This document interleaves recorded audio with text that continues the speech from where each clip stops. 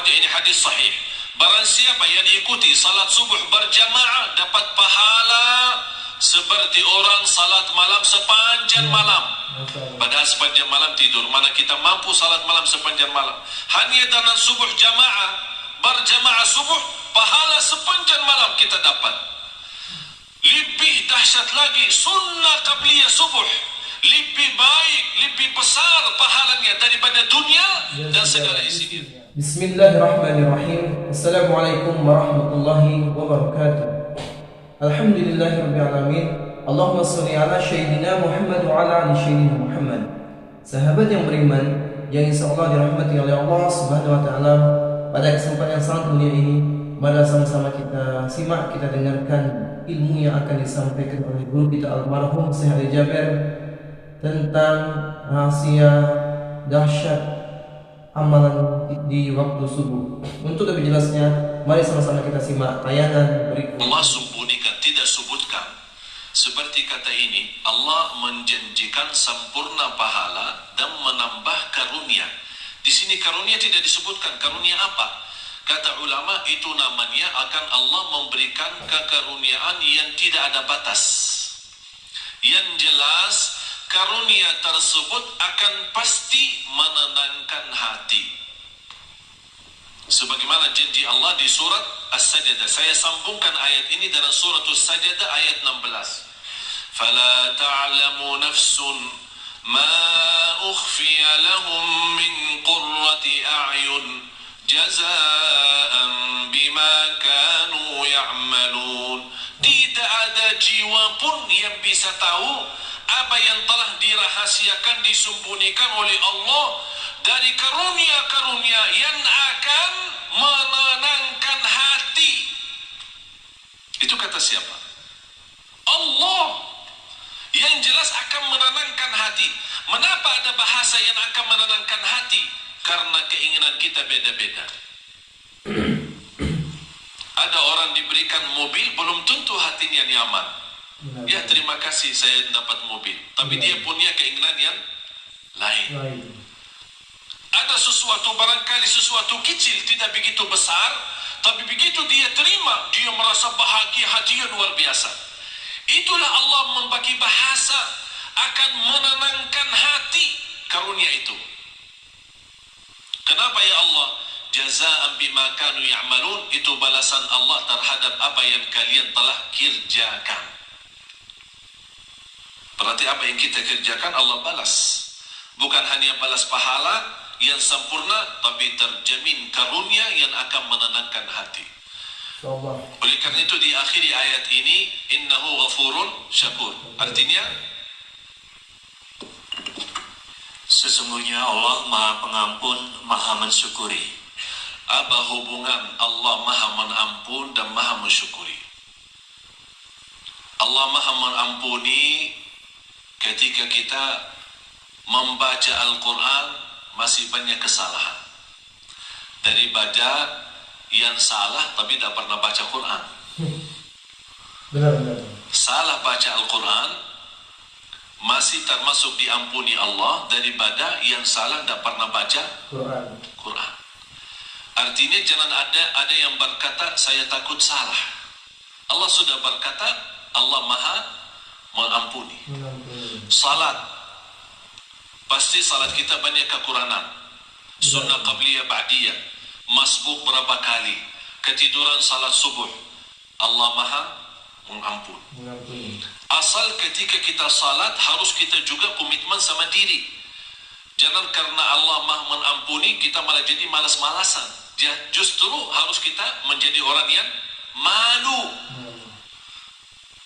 Allah memberikan kesempatan untuk kita bertaubat dan memperbaiki lagi supaya menjadi lebih baik. Salatnya lebih baik sama Al-Qurannya, lebih baik sedekahnya. Termasuk kata sedekah, apa urusan sedekah sama Allah Maha mengampuni? Pasti dalam memberikan sedekah kita tidak akan terlepas daripada sifat bangga. Merasa diri, saya bersedekah, itu ini orang lebih kaya tapi tidak pernah bersedekah. Namanya kan hati, perasaan. Ada ucapan-ucapan, barangkali kita tidak pernah ucapkan lidah, tapi perasaannya yang ucapkan, hati yang ucapkan. Allah mengampuni dosa itu. Insyaallah. Terus syakur, innahu ghafurun syakur. Saya ingin Bapak Ibu tolong kalau bisa pelajari, hafal ayat 2 ayat ini. Surah Fatir, surah 35 ayat 29 dan 30. 2 ayat saja. Belajari, dalami, kalau bisa hafal. Luar biasa manfaat dan dahsyatnya. Memberikan keyakinan yang luar biasa. Syakur. Apa hubungan syakur sama tilawatul Quran, baca Quran, sama mendirikan salat, sama sedekah? Pertama harus kita sepakati apa arti syakur. Ayo, apa arti syakur? Syakur kan Asmaul Husna, salah satu nama Allah. Kalau di bahasa Indonesia kan syakur itu yang maha mensyukuri, tapi masih belum pas. Dan selalu saya sampaikan ke jamaah, belum ada dan tidak akan ada, belum ada dan tidak akan ada bahasa yang mampu kupas isi Al-Quran selain bahasa Arab. Bahasa Inggris, bahasa Indonesia, bahasa Melayu, bahasa apapun, hanya kemampuannya terjemah saja. Isinya lebih dalam, lebih terlihat, mutiara-mutiaranya, keindahannya, tidak ada yang bahasa yang bisa, hanya bahasa Arab. Ketika saya membaca innahu ghafurun syakur, saya faham apa maksudnya syakur di sini dibandingkan dengan amalan yang Allah sebutkan sebelumnya. Syakur dalam bahasa Arab, tolong hafal, huwa alladhi yu'ti al-ajra al-kathir bil-amal al-qalil, yang artinya asy-syakur yang menjaminkan pahala yang banyak dengan amalan yang sedikit. Itu namanya syakur, yang memberikan pahala yang banyak dengan amalan sedikit. Mau tahu buktinya? Salat kita berapa waktu? 5. Salat kita berapa waktu? 5. Allah berikan pahala berapa? Tahu nggak pahala salat? 50. Waktu Isra Mi'raj, Allah menetapkan 5 waktu. Apa kata Allah kepada Nabi Muhammad? Kepada umatmu saya perintah 5 waktu dikerjakan, tapi pahalanya 50. Masya Allah. Hadis Rasulullah SAW, barang siapa yang menjaga sunnah qabliyah ba'diyah 12 rakaat di Sahih Muslim, 12 rakaat sehari dan semalam, yang namanya sunnah qabliyah ba'diyah, dapat rumah di dalam surga. Masya Allah. Barang siapa yang mengikuti salat subuh ini hadis sahih, barang siapa yang ikuti salat subuh berjamaah dapat pahala seperti orang salat malam sepanjang malam. Padahal sepanjang malam tidur, mana kita mampu salat malam sepanjang malam. Hanya dengan subuh jamaah, berjamaah subuh, pahala sepanjang malam kita dapat. Lebih dahsyat lagi sunnah qabliyah subuh, lebih baik, lebih besar pahalanya daripada dunia dan segala isinya.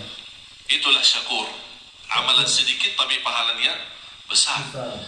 Kalau Allah tidak syakur, memberikan pahala yang banyak dan amalan sedikit, kita tidak bisa kejar umur kita dibanding umat yang terdahulu. Satu malam Lailatul Qadar, Bapak Ibu, pahalanya 83 tahun, padahal umur kita belum tentu 83. Itulah syakur. Allah memberikan dengan amalan yang sedikit tapi pahala yang banyak.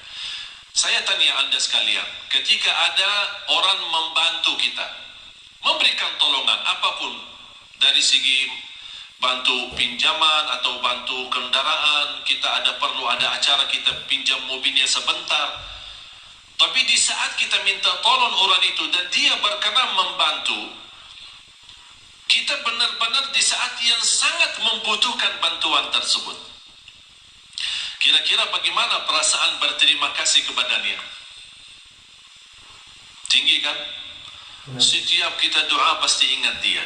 Setiap ketemu terima kasih. Tidak ada habisnya. Bertahun-tahun masih ingat, tidak akan lupa. Begitu juga Allah sifat syakur. Apapun amal saleh yang kita kerjakan, jangan khawatir Allah tidak akan lupa kebaikan kita. Tapi yang semestinya kita malu.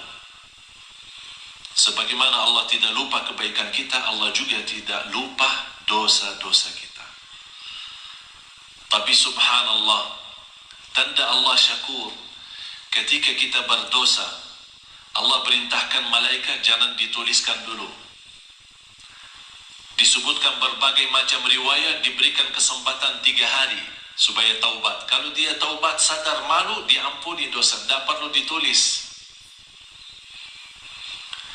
Dan begitu luar biasa syakurnya Allah kepada manusia. Dengan amalan yang sedikit diberikan pahala yang banyak. Dengan sedekah, Allah subhanahu wa ta'ala, ini saya kaitkan antara hubungan Quran, sedekah sama syakur. Yang kita beri kepada Allah berapa?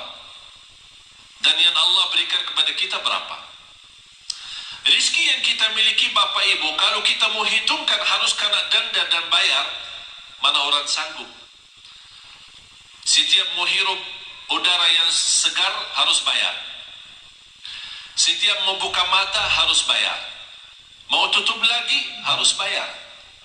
Mau bergerak satu langkah harus bayar. Sanggup gak hidup? Nggak sanggup. Tidak bisa. Nggak sanggup. Tapi Allah memberikan banyak. Dan Allah tidak minta yang banyak. Zakat pun yang namanya zakat harta 2,5%. 2,5%. Mengapa 2,5%? Harta Allah berikan banyak, tapi Allah tidak minta yang banyak. Supaya sisanya buat nikmati. Silakan nikmati. 2,5% setiap hari? Tidak. Kira-kira kalau setiap hari 2,5% gimana? Sanggup gak? Setiap bulan? Bukan. Setahun sekali. Contoh, pegawai, karyawan, orang bekerja yang menerima gaji. Kalau gaji Anda 10 juta atau 5 juta. Ustaz, jangan 5 juta terlalu banyak. Ya udah 2 juta. 2 juta per bulan. Dalam satu tahun berapa? 50.000. 24 juta. Berarti ada zakat kan?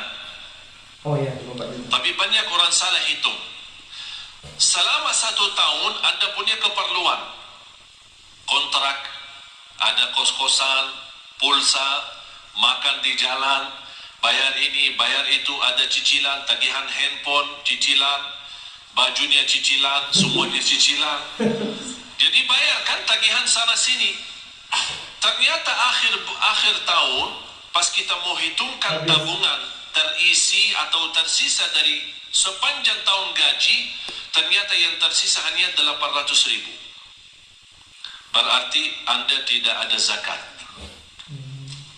Anda tidak ada zakat. Karena yang terhitung bukan berapa gaji, tapi berapa yang tersisa dari gaji. Faham Bapak Ibu? Tapi kalau bersedekah bebas. Zakat wajib, sedekah bebas. Bahkan ada orang punya kelebihan bersedekah tapi tidak pernah zakat. Mengapa tidak pernah zakat? Karena tidak pernah ada uang. Begitu datang uang, sedekah. Datang uang lagi, sedekah. Berarti zakat tidak ada. Alhamdulillah sekarang umur saya 39, sebentar lagi mau 40. Saya seumur saya sampai titik ini, saya tidak pernah zakat harta. Tidak pernah zakat harta. Kok masa Ustaz tidak pernah zakat? Kan zakat salah satu rukun Islam. Tidak pernah zakat. Mengapa? Karena saya tidak suka simpan duit. Tidak suka simpan. Kalau begitu suka simpan, Allah ajarkan, jangan lupa zakat. Supaya Allah biasakan manusia jangan suka simpan duit. Jangan terlalu cinta dunia.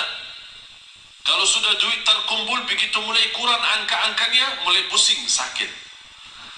Yang awal-awalnya 50 juta, banyak nolnya, begitu kurang nol, ini nolnya kemana ini? Ternyata nol berharga.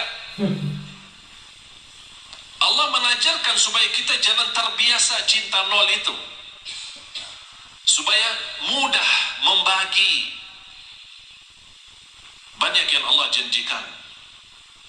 Oleh karena itu, titipan yang Allah berikan itu pun Allah tidak perintahkan harus keluarkan semua. Hanya sebagian. Karena Allah syakur, akan Allah berterima kasih kepada anda yang berkenan menwakafkan, berkenan membantu, berkenan mensedekahkan di jalan Allah.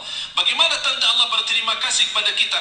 Akan Allah berikan kelebihan dan karunia yang Allah sudah janjikan dalam ayat itu. Karunia-karunia yang tak pernah diduga. Bisa karunia keturunan, bisa karunia penghafal Al-Quran.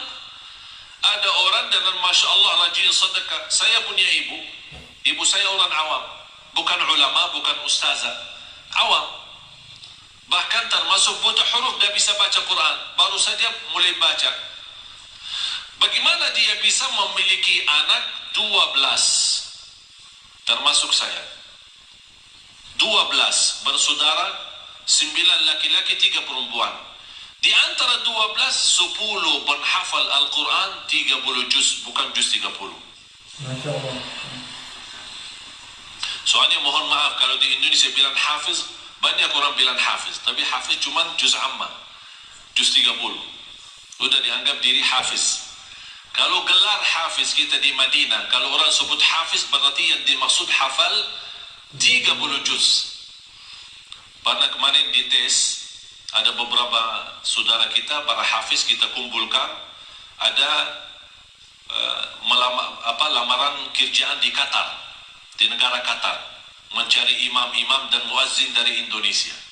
Yang hafal dapat gaji hampir $2.500 US, tambah tinggal, tiket setiap tahun pulang pergi, dan fasilitas kesehatan, anaknya sekolah dan yang lain-lain. Tapi syaratannya hafal 30 juz. Banyak daftar melalui yayasan kami, diberikan kepercayaan, datang mereka daftar, hafal. Semua daftar. Pas hari ujian, di depan para petugas yang datang dari Qatar, sudah ini berapa hafal? 30 juz. Siap dites? Siap. Tapi mohon boleh nggak dites cuma 5 juz? Astaghfirullah. Kau daftar 30 juz, kau mau dites 5 juz? Kenapa? 25 yang mana? Hilang. Jemaah sekalian dimuliakan Allah Subhanahu wa taala. Saya ingat ketika saya di bandara, saya bertemu seorang, saya tidak kenal. Tapi ternyata beliau dari Arab, kenal muka saya, sering melihat di YouTube. Dia tegur saya, Assalamualaikum, Waalaikumsalam. Dia bawa keluarga, istri sama anak. Begitu selesai salaman, biasa-biasa saja saya jalan, mau lewati imigrasi, saya lihat beliau antri, saya bantu, punya keluarga, punya anak. Kalau kita ada kesempatan, saya yakin Bapak Ibu kalau di posisi saya, pasti kalau bisa bantu, pasti akan bantu mereka. Saya minta izin, mana paspornya, biar saya bantu. Saya ambil paspor, saya serahkan ke petugas imigrasi.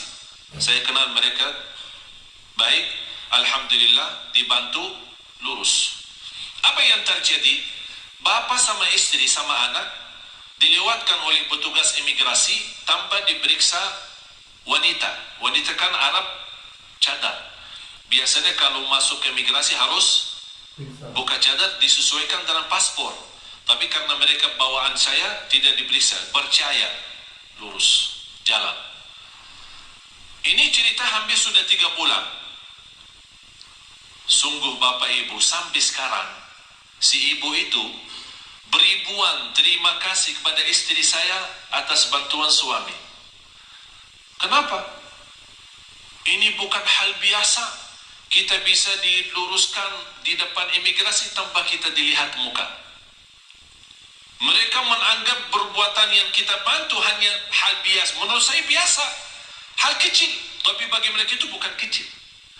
Begitu luar biasa, setinggi harapan mereka, setinggi perasaan mereka untuk mengucapkan terima kasih. Padahal ini sudah 3 bulan lebih. Allah Subhanahu wa ta'ala maha besar.